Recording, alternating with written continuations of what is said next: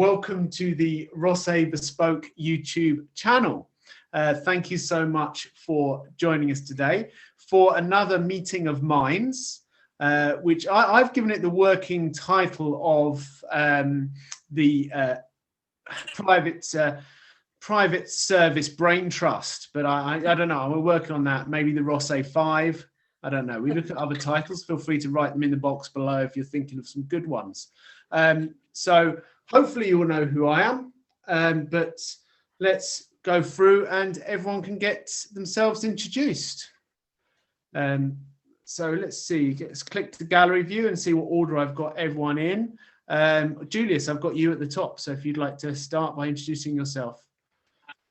Okay, well, lovely to meet you all again. And my name's Julius, and I've been a butler in private service for, gosh, 30 years now. And taking a little bit of time out, doing some consultancy, and always a pleasure to talk with you and other professionals from the industry. Brilliant. Thank you very much, Julius. So next one in the order of my screen, I have Rachel. Hi, Rachel. Hi, everybody. Nice to see you all again. My name's Rachel. I've been a house manager, estate manager, chief of staff. I've worked all over the world, and I've been in this industry about 27, 28 years. So hired a lot of people, seen a lot of CVs. Fantastic. And Philippa. Hi again, everybody. Nice to see you all again. My name is Philippa, and I am a recruiter, dreaded recruiter, as some people may think. I own and run a recruitment agency called Silver Swan Recruitment. We are worldwide. We've got an office here in London. We have an office over in Dubai, and we service clients all around the world, specifically in the private sector. So we do lots of private household recruitment. We also service clients who are looking for staff for yachts and private jets as well. So again, yeah, thousands of CVs every week we look at. So hopefully I can help. Fantastic. And last but not least, Carl. So welcome. Thanks very much to everyone's introduction. That was fantastic. I've spent the last 15 years in the private sector. Started off as a landscape designer, designed and built a lot of rooftop gardens in Chelsea and Knightsbridge. And then I sort of made the push over to estate management in the last sort of 5 or 6 years. I've been known particularly to sort of manage households by Russian dominations, and just basically just do the best I can, really. CVs wise, the last 5 years I've hired quite a few household staff, mostly on the security point of views, RST team, close protection teams, chauffeur drivers, and everything in between. And yeah, I know enough about it, and I helped a lot of people write their CVs as well, especially ex-military, who are trying to get into this sort of industry, help them the best I can to sort of present themselves in the best way, really. So thank you very much, and happy to be here. Thank you very much, Carl. It's our pleasure. So Lisa, now you please tell us about yourself and tell us your question. Thank you so much for having me. I know I'm a little bit of the odd man out here because I am on the other side of the pond, so to speak. I'm here in Chicago in the US. I'm relatively new to this sector. I'm about 3.5 years into my current position as a house manager and personal family assistant for private residents here based in Chicago with homes across the US. And one of the things that came up for me, I have a very, very diverse background. Going all the way back to my training was actually as a musician. I was a classically trained musician and music educator who then moved into a number of different industries, ending up in commercial real estate before I now have this current position. So I came to applying for this position with an extraordinarily diverse set of skills. And it was a little bit overwhelming to think, okay, how do I take all of the things I've done and the ways I've done them and communicate that in a way that's meaningful to people, makes sense, but still really allows someone to kind of get the flavor of what I bring to the table. So I was just really curious to bring up this topic of how one distills their broad skill set in order to really communicate not only their value proposition, but really find the best fit in terms of a position in this sector. I mean, I think that's a really great question. That's why I was very keen on us to try and answer it. It's also a big question to answer. So who's gonna start me off on this one? Who's gonna give me some ideas? Someone needs to start. I may as well. Go on. I think this is why it's really difficult for people to transition into the private sector, because it really annoys me, but I understand how important a piece of paper is. And so many decisions are made based on a CV. And therefore, it's so difficult for somebody who can do the job to actually be seriously considered for the job if they're new to the industry. And the first thing anyone will say to you, especially a recruiter, what experience have you got? And if the answer is, well, I haven't got any experience in the sector, but I know I can do the job, how do you then get past that first hurdle, which is normally the recruiter or the whoever's doing the recruitment, the PA or whatever? So it's really, really, really difficult. And that's why I think it's really important for anyone that's doing recruitment on behalf of the client, whether that's a recruiter or a house manager, whatever, to have a strong enough relationship for the client so that you can say to the client, you don't need to see any CVs, you just need to meet these 3 people. And you need to give people the opportunity based in interview rather than what's on the CV. Because if I could, I have some clients like this where I'd call them and say, there's no point me sending a CV because the CV is not what you want. But I want you to meet this person because I've met this person and she is what you want. So forget the CV. What I'll tell you instead is what she can bring to the role. But you can only have that conversation with the client if you've got the relationship in place already. So that's why it's really difficult, I think, if you are new to the industry and you've got all of these skills to bring and you haven't got the relevant experience, to not go down the typical job hunting route of flinging your CVs to 300 jobs a day and getting really annoyed that no one's coming back to you, and actually network and have real relations with real people who can actually represent you. Because really it's contacts when you're getting into the industry that will help get you in. Beyond that, when you've got a little bit of experience or you do need a CV, you just need to keep it really relevant. So you don't want it long, you want it short, even if it means omitting loads of stuff, you want it short. And if your work experience isn't private household, then I wouldn't list your experience in chronological order like you normally would. I'll have relevant work experience at the top. And you can have in there PA responsibilities. You can talk about your music career, talk about any way you've been a PA. You could talk about service, talk about anything you've done service, even if it's old stuff. And then underneath have your other work experience. So you just need to think about how your CV looks at first glance. Because unfortunately, I think they say it's, I probably look at CVs probably get, if I said 2 seconds, that would be quite generous at a glance. And it needs to look, your CV needs to look how a client would expect a private household CV to look. It needs to have a photo on there. It needs to have really clear contact details, like details at the top on there. And on the first page, if I can't see relevant skills that I need, that'll just be it. So yeah, network if you haven't got the experience. And when you get some experience, don't go down a traditional CV, written CV.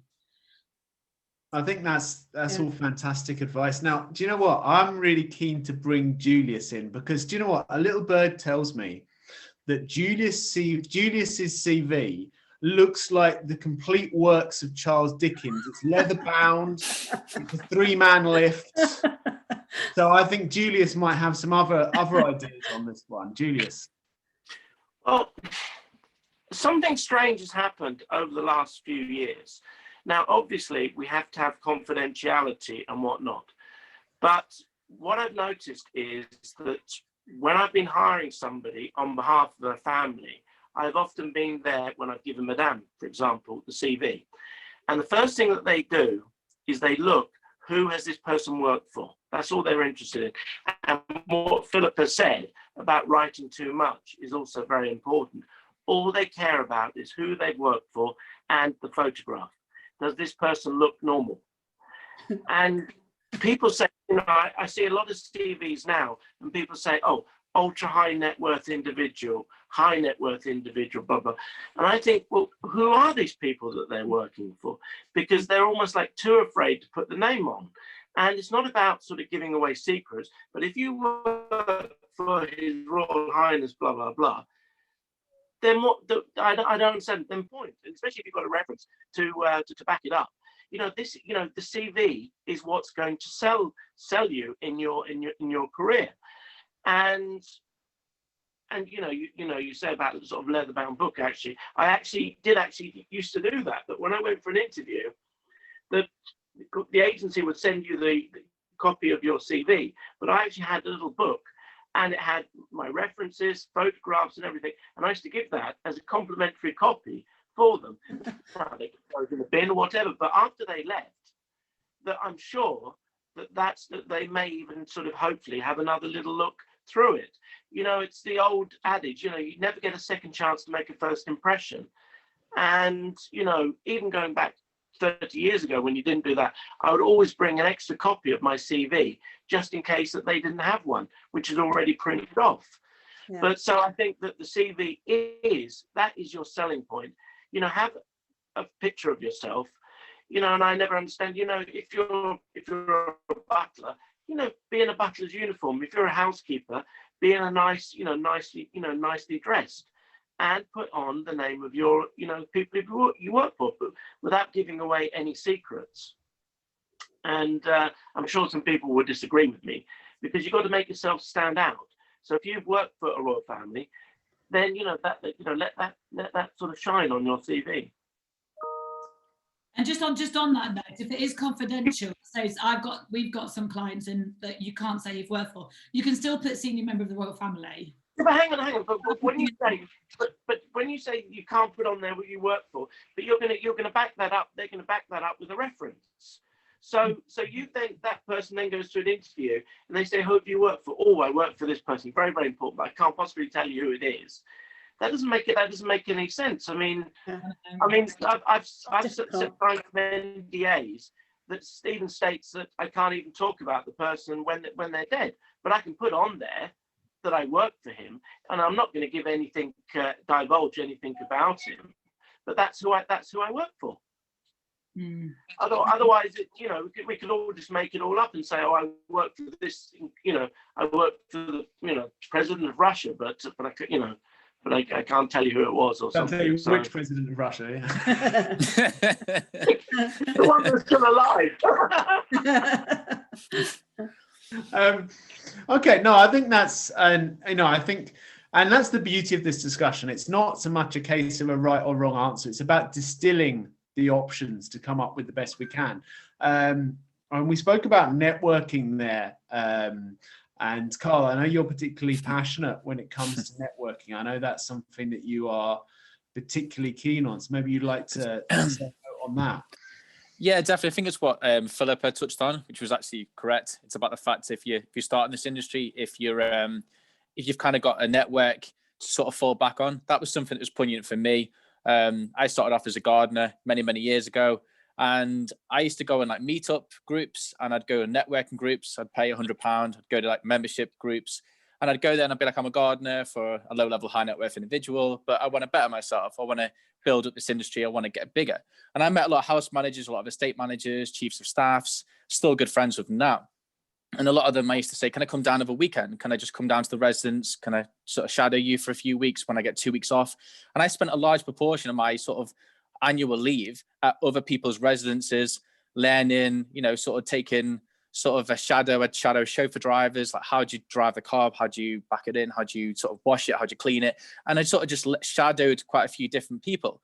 And once you start to do that, you get people who you build up rapport with. And then when you want to move forward, you want to go to another principal, they can be your reference. And they'll say, well, I haven't actually worked with him, but I've trained him, I've shadowed him.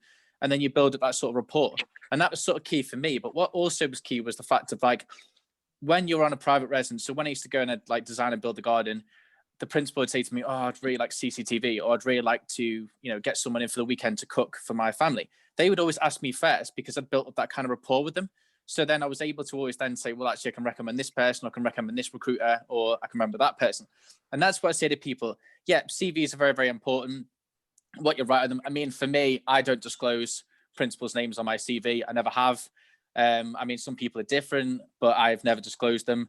For me, I'm very, very secretive about who I've worked with. I mean, I can back it up with references if I need to, but even them references are quite covert. And that's just the people I worked with. I mean, some people are different. Some people like to disclose all the names that they've worked with. I don't. That's the rule I have. I don't disclose anything. But I've understood. I mean, I've worked for the royal family. I worked at Windsor Castle when I was 18. I carried out I've had placement when I was 18 as a student gardener. I lived with members of the royal family, and I can back that up. And that is on my CV. So I do completely agree with what he said, Julius said. But the big thing is, for me, it's about networking. And I think if you network first, a lot of people on LinkedIn will message me, they haven't got the experience, but you see something, you feel something. Exactly what Philippa said. You speak to them on the phone, they've got an energy, they've got a way about them. They have something that you know that they're going to be able to do this job. And they necessarily can't back it up with what's written on paper, but you want to help them. You want to try and give them a chance and try and give them an opportunity. Like, I mean, a few weeks ago, someone contacted me on LinkedIn, wanting to do PA stuff. She had no experience, bless her, in PA stuff, but she'd worked for this big company. And I spoke to one of my friends who's a PA for an ultra high net worth family and said, you know, could you go on Zoom? Could you help her? Could you maybe give her an opportunity to do a few hours a week? Now she's working as a sort of like virtual PA for that family, and she's getting the experience that she needs. I mean, that's the kind of thing about this job is about giving people an opportunity, give them a chance. Would she work as a PA in a family office? Well, no, not yet. But it's just giving people them opportunities. And I'm all for that. I think, you know, the difficulty in CVs, or they haven't got experience, well, we'll throw them out. But how are these people ever going to get experience unless someone gives them an opportunity? And that's what I'm trying to say to people. Like, we really need to try and help the next generation of private staff, because if we don't, who is? You know, it's impossible. So sorry, I rabbit on. He's just telling me. I think I think you make a very valid, a lot of very valid points. So Rachel, you have done both. You've looked at this from both sides, because you've employed people and you've been employed by people. So I'm very interested to hear your opinions on it. Yes, I've been in a position where I've had to hire staff. And so I've had to sit and go through the piles of CVs. And like Philippa said, you know, when you're busy and it's just part of your day and you're looking through CVs, you're looking for that one thing that's going to stand out and justify the time to read the whole CV. So you do tend to just glance at the first page, and if there's something that grabs your attention, you read a bit more until you get bored, and then you move on to the next CV. And I'm sorry, it sounds so harsh, but you can sometimes be having a couple of hundred CVs for one position. If you've got a recruiting agency that's maybe doing it for you and they're just sending you a couple, then that helps, it cuts down, but you've still got to narrow it down to a select handful to interview. And so you are quite harsh going through the CVs. I like bullet points on the first page that list your skills, because that rather than reading a lot of description about what you do all day and what you do next and how long it takes and what you think you're best at, if you've got bullet points that list you can do X, Y, Z, you know, you're good at this, you're good at that, then it helps me ascertain maybe what level you're at. I've mostly recruited housekeepers, nannies, butlers, gardeners, chauffeurs, not so much on the security aspect. We've normally outsourced that. But a variety of staff, and it comes down to the same thing. You've just got to look for those few facts that stand out and are clearer than the rest of the CV, really. There's a lot of waffle on CVs, I find. Well, let me, I think it's a really good point, because do you know, when I'm employing people, when I'm doing it from that point of view, do you know what I do? I sit down and I read the covering letters. I love a good covering letter. I sit down. So you don't get covering letters these days, I find. See, if someone doesn't send me a covering letter, I don't read their CV. Simple as that. Right. I want to see a nice covering letter. If I don't like the covering letter, I don't read the CV. If I do like the covering letter, I read the CV, because it's probably just me in my head. I don't care about necessarily the years that they've done this, the years that they've done that. Yeah. I want to know about the person. Yeah. So to me, I want to know about their personality. I want to know about what drives them. And I don't mean a covering letter that says necessarily just the things that they think I want to hear. Like the amount of covering letters that start with, I'm practically OCD. If I have anything wrong with me, it's the fact that I work too hard. It's like, really? Put that with the other ones that say exactly the same thing. I love to do a 23-hour day. Yeah. Yeah. I think with nanny positions, housekeeper positions, gardener positions, I think I very rarely have seen a covering letter, I have to be honest. It tends to be more management positions that I have found you get a covering letter. So maybe that's something we need to encourage candidates to do. Maybe the covering letter gets more time than the CV. So a good covering letter and some good bullet points on your CV, maybe that's the way forward. But tell me, Rachel, I was going to say, Rachel, but do you like to see a photograph on the CV? Oh God, yeah, yeah. Without a photograph, I'm not interviewing. Yeah, and the thing is, because you have to look at it from the principal's point of view as well. You just, if somebody once said to me, the best butler, he's neither handsome nor ugly, neither fat nor thin. It's like somebody that you kind of don't even hardly sort of register at all. So I think that if the photograph, and how somebody may look good, but if they can't even take the effort or the time to produce a decent photograph for their CV. I think over the years I've become quite a good judge of people, and I pick out a lot of information from the photograph, and I try to read between the lines on the CV, because sometimes maybe you're getting a CV from somebody where English isn't their first language, and you've got to try and work out what do they mean rather than maybe the words they've actually used. And it's hard. You want to give people a fair chance as well. So that can be hard. I would say to people, if English isn't your first language, write your CV and then have somebody whose English is good check it over for you. Yes, absolutely. Always include a photo. Couple of things on that. Some of the photos I have received are absolutely shocking. Chauffeurs with pints in their hand. I've had naked photos. Oh my God. Sorry I sent you that, sorry. Not again. I've had one back in the day, and she was laid like this, sort of like on a bed, and you could just see the curved bum with no clothes on, applying for an office job. I'm loving cover letters as videos at the minute. So I am loving, so with our Middle Eastern clients, when we submit a CV, we have to send an introductory video where a candidate on their phone, 60 seconds, a little bit about them. And this is particularly helpful if your CV, your CV is not going to stand out, but you think you're right, but you've got a good personality and you come across really well. Especially if you're going through a recruiter, because a recruiter, it's hard being a recruiter. So actually my opinion is irrelevant as to what you should put on your CV, because I'm only going to want on your CV what my client wants to see on a CV. And so we get it in the neck. Oh my God, recruiters get bashed all day long anyway. But so often we'll go back to a candidate and say, you haven't got the experience our client's looking for. They will then come and argue with us all day long. And it's like, you can say what you want to us, but I either don't send your CV and give my client what they want, or I'm like, okay, I'll bow down to you, and I send your CV to the client, and my client thinks I'm an idiot because I've sent them a CV that they don't want. So I have to respect what the client has asked me for, and I have to listen to the client in terms of the experience they need. So I'm not discrediting you as a candidate, but I'm telling you that the client isn't looking for you right now. However, if you truly disagree with me, excuse me, and let me see you a bit more. And now we quite like it. I quite like as an agency when we put forward candidates to clients. Here is a CV and here is a 90-second introductory video. And most times, if I received that from an agency, I wouldn't even read the CV. I'd watch the video first. And I'll just see how they come across. And if they come across really well, then the CV is less relevant, and you're gonna get more likely you will be considered if you don't think your CV is going to stand out. So it's just there's lots of new technology platforms at the minute, that especially over the last 12 months. I would love to see more video CVs. I would love to see video CVs as the way forward for all of us.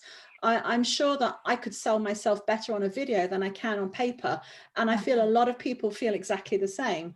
And I think I would be more likely to watch a candidate's video CV rather than glance at the paper and make that instant snap decision. So I think maybe they'd get more of a fair trial to be heard and seen whether they were the right person for the job. Especially if they're not English. Yes, yeah, very much so. Sorry, Rachel. Sorry. That's okay.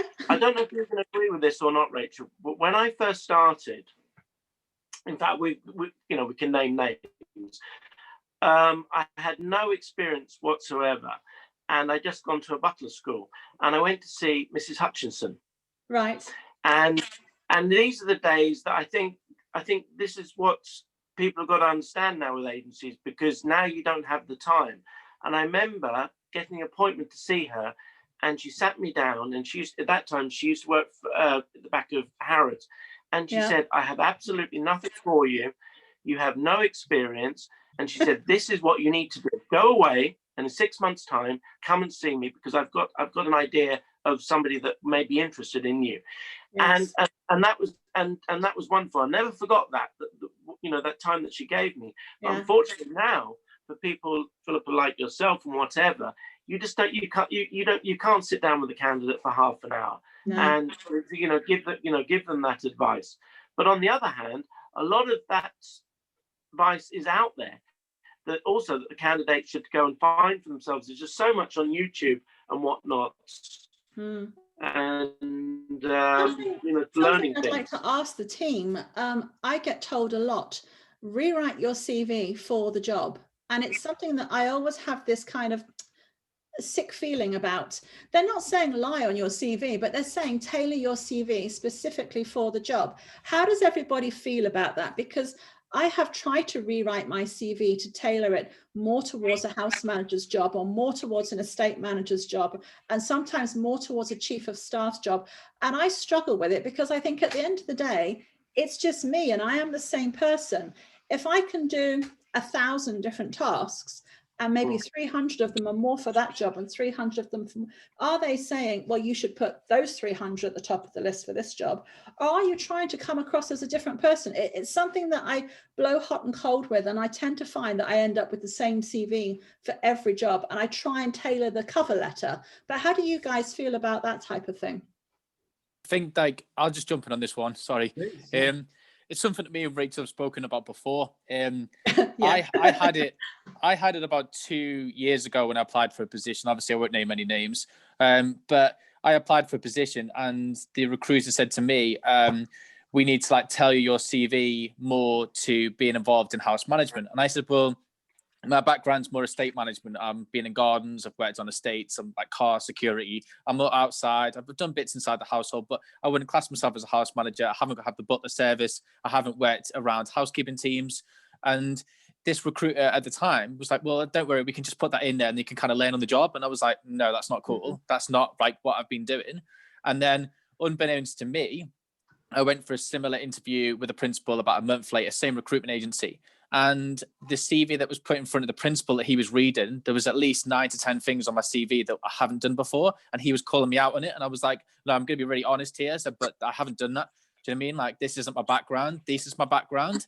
And then the principal was like, and the principal still took me on, but being honest about it instead of somebody actually fudging it. And I think that was pretty clear to me that someone had fudged that to get me in the door to basically then get me signed off. And that's another side of the industry that people don't see. It's and I'm not saying all recruiters. I mean, I know Philippa, you said people get stick who are recruiters. I are not heard nothing but good things about you.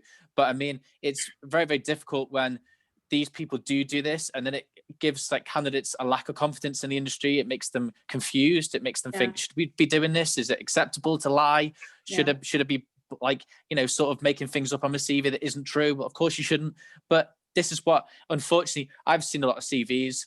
I got sent one a few weeks ago for I had a security job that came in my network, and this guy lied about being in the SES. And he came across and said he was in the SES. I've got contacts in Hereford. Was managed to check the Hereford database, what they call it. They checked it. They said it wasn't true. And I came back to this guy and was like, well, this has been checked out. This part of your CV isn't true. And it was then I got a load of abuse and a load of threats, and I just blocked him. But this is what I'm trying to say. Yeah, it's very difficult, because when you sort of fudge, I call it fudging. It is fudging, because if you were a chief of staff and you've been a chief of staff for a private principal for 20 years, that's the job. Same as Julius has been a butler, house manager, etc., etc. I don't think you need to change your CV to attract that kind of principal towards you. But I think when people are you can rewrite a CV to make it seem better, obviously. You make it more high net worth, ultra high net worth, user friendly, exactly what Philippa, Rachel, a few people have said. But I don't think you can fudge it to change your skill sets into another domination. So I don't think you can rewrite mine. I don't think it's so much about lying on your CV and creating something that you've never done. But a lot of recruiters advise you to tailor your CV. So because in your day-to-day role, you will do so many different aspects of the job, you're not going to list every single one. So they will say, well, for this job, they want somebody that's house manager, PA. So maybe show your admin skills more. And maybe for another job, they want somebody that's more adept at running teams of staff. So maybe show that side of you more. So we're not really saying it's about adding in fictitious stuff, because I'm sure we've all seen CVs that are like that, and it doesn't take long to pull them apart and work out what's true and what's not. But how do you feel about tailoring yourself to fit into a certain box when maybe it's only part of your skill set? Well, personally, I mean, I think as long as it's honest, I don't have an issue with that, because the thing is, like you say, certain jobs require certain skills. Like, for example, if I take myself, I have worked as a traditional butler, morning suit type butler, and I've worked as a modern butler, for a young billionaire. So very, very different jobs. And depending on which one of those two jobs, my next application, I wouldn't, if I was applying to look after another young billionaire, I wouldn't be telling them all about my my sort of Downton Abbey style skills. I'd be telling them about my young modern butler skills, and vice versa. So I think you have to do it to a certain extent, unless you want a really long, giant CV, which has everything. That's the alternative. How long should your CV be? I mean, if you were to list everything and not tailor it to specific jobs, it'd be easy to have your CV being 6-7 pages long. Nobody's going to read all that, are they? Well, let's see how big everyone's CV is. Let's have a CV off. Oh dear. Have you not noticed though? So many CVs now, either they're like 3 months here, 5 months there, 7 months, and exactly. Then a friend of mine who's actually very, very experienced, but he's not had a lot of luck in the last 6 or 7 years, and he's ended up with about 8 jobs in that time. And it wasn't Philippa, it was another recruiter got him this job and said, "Oh, just put it down as freelancing," and he just wiped away all that sort of history.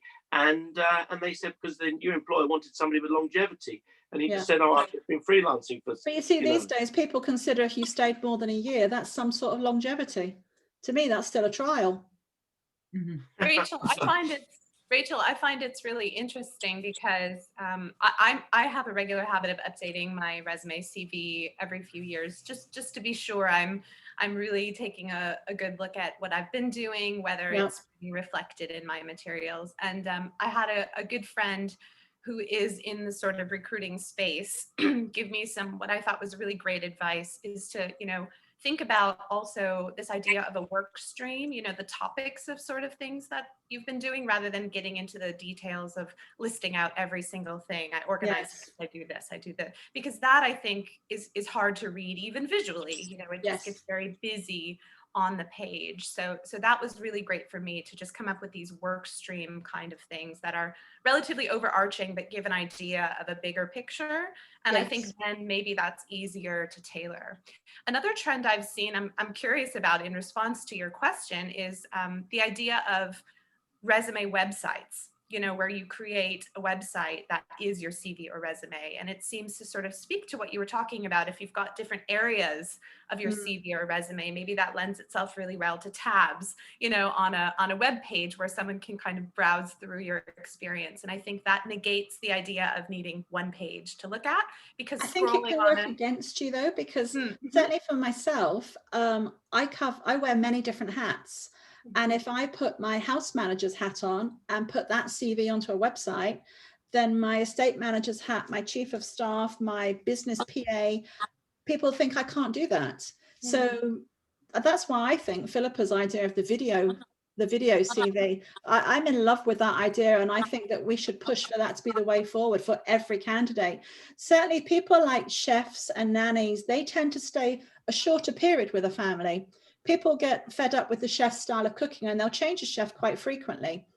A nanny will change maybe 3 or 4 times through the child's early years, because you have a maternity nurse, then a baby nanny, then an educating nanny. So their CVs will have shorter job spans on them, because in a nanny's role, 6 months is considered quite reasonable. And so they'll maybe have 30 or 40 previous employers, whereas we might have half a dozen. And so that's difficult too. I've certainly seen nannies CVs and chef CVs that can be pages and pages long. And that's why I go back to the bullet points on the first page and then maybe list your previous jobs, because it's the bullet points we want to see, not that you were 6 months here, 6 months here, 6 months here. Yeah, my view on Philip, can I ask you a question? Go on, Julius. Sorry. No, I was going to say, what is your, when you advertise a job, what is the sort of CV that you dream about sort of receiving? You're in the ideal world. Me as a recruiter. You. Me. Oh, well, it will all depend on the client. This is the difficulty us recruiters have, is because I could have 5 house manager jobs on with 5 different clients, and all 5 clients will be expecting different things on paper. Yeah. And so a few things on what we just said. I think definitely tell your CV for the job. And yes, there are recruiters that completely fudge, and it's so ridiculous and it's so short-sighted, because all you're going to get is someone that fails in the first 3 months. And I just don't get this whole, let's just make a quick buck any old how. And that's why those recruiters have a bad name, because there's so many cowboy recruiters out there. But anyway, CVs for me should be 2 pages. You can very easily have on there a more comprehensive CV can be provided upon request. And so here's a snapshot CV, and there's a longer one which can be requested for later on. Your job about people with your level of experience. It's only really people at your level, Rachel, that has your problem. Oh, because you are so strong across multiple areas, you struggle to make it prominent in one of those areas, but you need to be doing it quite a long time to get to that level. Most people can tailor it a lot more easily than you, because you've got a lot to include. And I think definitely tailor it, because you will definitely have households that will say, I'm looking for a house manager PA, but really they're going to be doing 80% PA, 20% house managing, 5% service. You'd be not tailoring your CV. You've literally got 2 seconds of their attention to get them interested in your CV. So your CV needs to be 80% PA focused, 20% house manager focused, whatever. And yes, you are omitting some of the details that you feel you're really good at, but ultimately it is irrelevant at this stage, because they're wanting 80% PA. And a recruiter should be able to sort of guide you on that. And this is where I get frustrated, where people say, oh, I've done 300 applications today, I've got nothing back. It's like, well, I'd rather you've done 1 in the month than 300 a day. It's an absolute waste of time. And then, yeah, you support it with a video. So if you don't really know how to make certain areas more prominent, send your CV as it is, but do a video to say, I'm an incredibly strong PA houseman. And sometimes it could be as simple as the order of words. So if advertising for housekeeper cook, change all of your job titles to say housekeeper cook. Don't have any as cook housekeeper, because it's so simple, but it's just what their eyes are going to be looking for. Don't lie. If you've never cooked, don't put you cook on there, but just look at the ideas. And so some of the things I'd sort of point out is, if you're applying to a job that you really want, have a look at the job description, look at the keywords that they've used, and try and use some of the same keywords, because that's obviously what they're going to be looking for. So don't lie. If they're looking for a driver you've never driven, don't write driver. If they say, we're looking for a competent driver that's driven Bentleys, and you have, put you're a competent driver, you're a confident Bentley driver in your opening statement or whatever. So you can pull out keywords that have been used in the job description in your CV, so they stand out. In terms of short jobs, lots of little jobs, I suppose, I have seen people say freelancer, listed freelance jobs, or contract work. You don't want to sort of thing, but I like everybody to write their reason for leaving every job. So if you've been there 10 years or been there 10 weeks, put a reason for leaving. And if you've been fired, you've been fired, whatever. It's going to come out anyway. But if you've done short stints here and there, just put your reason for leaving on every single job. And if nothing else, it will look less dodgy or less vague or whatever. You're just being completely open and transparent. But yeah, I would say tailor it. I would look at the job description carefully and use similar lingo to what they've used. And also be honest about dates. Oh my God, I've seen this all the amount of CVs that say 2017, 2018. It's like, okay, is that a week? or is that a year? Like, it's obviously a week, otherwise I would have put the year. Be honest about the dates. If there's gaps in your employment, which there always are, please account for them. So if you've been out and worked for 3 months, put October till January, I did this course, I had 6 interviews. Just account for your time. Don't just have a gap and think no one's going to notice. I'll question 1 day gap on your CV. And if I'm going to question it, someone else will question it. So just, if you're omitting things from your CV, you've got to assume someone's going to ask you specifically about those things you've omitted. So you may as well not omit them. You may as well include them. I think we've come down to the situation where there is no longer the perfect CV. There is there used to be 20, 30 years ago, there was a format to write a CV. You were taught it at school. You should only do your CV like this. And obviously for some industries, maybe that still follows the course. But for our industry, for a start, we want a photo. Our jobs vary from nanny, chef, housekeeping, butler, there's such a wide range. And I feel that our CVs need to be a lot more personal than this sort of bog standard one size fits all. So it's nice to hear your views on it too. But I think we're coming down to the situation where the CVs have to be richly written for each job, tailored to the things that they're asking so that you can show you've got those. And I'm definitely going for the video one. I also really dislike people paying for someone else to write the CV. Yeah, that always shows.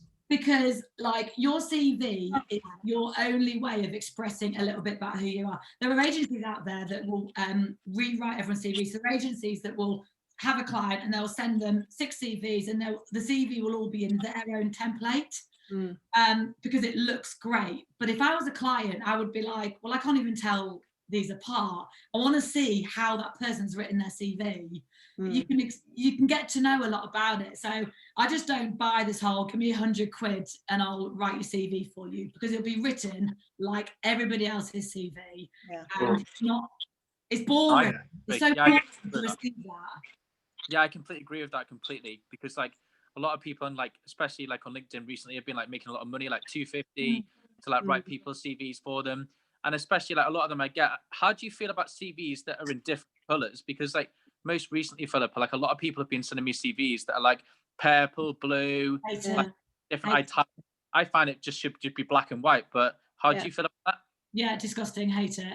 I hate big fonts. I hate little fonts. I hate stupid fonts. Yeah, ones you can't read. I hate. There are sometimes I look at a CV and it's stressful just to look at it, and I turn it away before I even read a word if it's giving me a headache on site. And also I'm thinking, okay, so I'm gonna have to rewrite your CV. Can't be asked for that. I will come back to it if I've got nobody else. I recently put on some stuff on LinkedIn about just some my advice on how to do your CV, and I got such a bashing.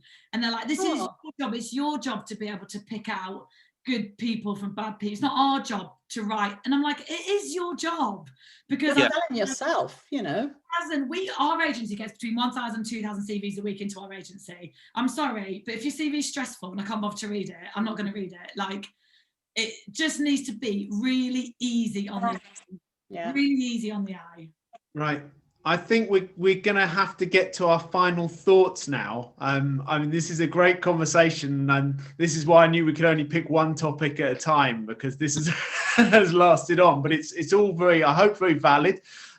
Lisa, have you found it helpful? Oh gosh, incredibly. Yeah, this is really great. I guess my only lasting, lingering is, do we think it's appropriate to just send a video in today's day and age, or do you offer that up? I think there is a question about being your own best advocate, really putting yourself forward and just kind of going for it. But, there's also a little bit of not wanting to turn anyone off because, you're giving things that aren't requested. So I guess that's my last lingering thing. But this is great, and I'm not actively job hunting. This has just been on my mind, in this landscape. I'd just send your CV. Like I'd always send the CV, and I'd send the video with it, as if you're sending a cover letter. Just see it as an audio cover letter, video cover letter.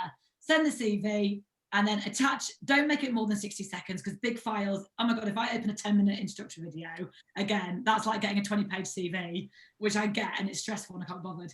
Well, you're all getting my video CV in the next couple of days after this anyway. I hope it's on TikTok. It's going to be everywhere. Yeah, send the CV, send the video. You want to make an impact. And so doing the whole, I've got a video if you want it, you're not going to get a response. No, that's very true. I completely agree with that. I think as well, it's like this. I've never done a video CV, but most recently I heard someone ask for one. Where I was like contacted about a job a few months ago, and they said they gave me like it was like a sort of like almost like a Zoom that you click on, and it gave you like bullet points on like the screen. Yeah, I've done one of those. And to the bullet points of like questions that the principal had actually asked. Now, I mean, that goes back to years when I first used to go on interviews years ago, like ultra high net worth clients. They wouldn't even bother to read your CV. Like Philippa said, they've done all that. Someone else is trusted. I remember going on an interview with a Russian ultra high net worth individual, and it lasted 4 minutes. And I was in the interview, and he sort of looked me in the eyes, and he said a few things like, will you me over? And I said, no, of course not, sir. And he said, okay, cool. Will you look after my kids? And I was like, of course. And then it was about 4 minutes long. And then I was asked, it was like, thanks very much for coming. And I got to the door, and I said to one of his security team, well, thanks so much. I'm probably not going to get that. He went, no, you'll be fine. Next day I was offered the job, and I spent sort of 2-3 years with that family. And the point was, what he said to me was, I've had other people that I trust. I trust the agency. I trust all my staff that you've seen before in that job of looking through your CV, looking for your references. All I want to do is I want to see you face to face. I want to look you in the eyes. I want to see if you're genuine. I want to see if I get any weird feelings, gut feelings. So I think this thing about doing a video CV, I think that would ultimately be really, really good, as well as these principals haven't got the time, especially with COVID. They haven't got the opportunity to meet people face to face probably anymore. So this is the whole way the industry is moving. So I think what Philippa says with this video, how to present yourself, coming across in the right manner, how's everyone else has touched on, I think it's a really, really good positive effect. And yeah, it's brilliant. So it's just been a good chat. Yeah, no, I think it's been really useful. And actually, Carl, interestingly, I've had almost exactly the same experience with high net worth clients. They've got PAs and they've got people like that to do the hard work. And by the time they get through to interviewing you, they just want to see if they like you or not. They don't need to ask you questions about if you can do their job, because that's someone else's job to do that. So, no, really, really good. So Julius, we didn't hear much from you. Your final thought, Julius. I think it's been really interesting, and I think sort of Rachel said that there is no sort of ideal CV anymore, and I think also it's about sort of making yourself more modern, more relevant. I think the video thing is a great idea, and one of the things I now, if I see of anything of interest, I have a little PowerPoint display that I've made with my CV. Of course you do. Yeah, getting rid of that leather bound tomb. Yeah, replacing the leather bound book. Julius has gone modern. But I think one thing as well, also what Carl and Simeon both said, is that when you finally get to meet the principal, it's that they're not really that much interest in you. Somebody else has kind of made the decision, and they just need to rubber stamp it, because they can tell as soon as you walk in, either I feel comfortable around this person or exactly. I don't. Yeah. And the rest of it, somebody else is taken care of. Yeah. Well, I think that's brilliant. Later on at some point, I think we'll do another video specifically about interview techniques, because after everyone gets these great CVs, of course, then they need their interview. And there's a whole other, we're not going to mention those today, because that's a whole other conversation for sure. But thank you so much, especially to you, Lisa. Thank you so much for approaching us with the question. It was absolutely fantastic. Thank you to all my panel today for joining me for this. It's been brilliant. I'm sure it's going to get a lot of questions asked. A lot of people are going to be saying, well, if you do this, should you do that? And we always welcome those questions. Those questions are really useful for everybody. So don't be shy to ask. But I think that is all we can do today.